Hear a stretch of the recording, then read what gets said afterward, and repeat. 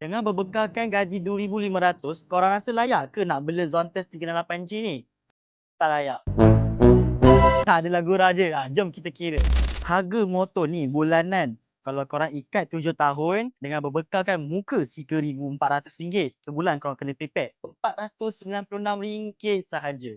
Untuk road tax life insurance pula, setahun RM800. Jadi sebulan korang kena prepare RM67 sahaja. Untuk minyak pula, sebab tangki dia ni 17 liter. Kalau full tank dalam RM30. Tapi motor ni boleh pergi jauh.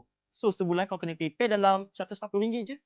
Untuk servis minor pula, setiap 5,000 kilometer harga dalam RM200. Tapi kalau kita bahagikan dalam 3 bulan, sebulan kau kena prepare RM83 saja. Untuk wear and tear pula, kalau tayar depan belakang ni mahal sikit lah, dalam RM500. Jadi sebulan kau kena prepare RM42 saja. Untuk belting pula, harga dia RM250. Jadi sebulan korang kena prepare RM21 sahaja. Jadi lepas kita kira kos-kos tadi tu, dapatlah anggaran RM800 saja sebulan. Jadi korang rasa mampu ke nak bela motor ni? Kalau korang berminat dengan Zontes 38G ni, korang boleh isi form sekarang. Motor ni fast stock tak kat kedai kita orang. Dan aku belanja korang helmet ARC dan free delivery seluruh Semenanjung Malaysia.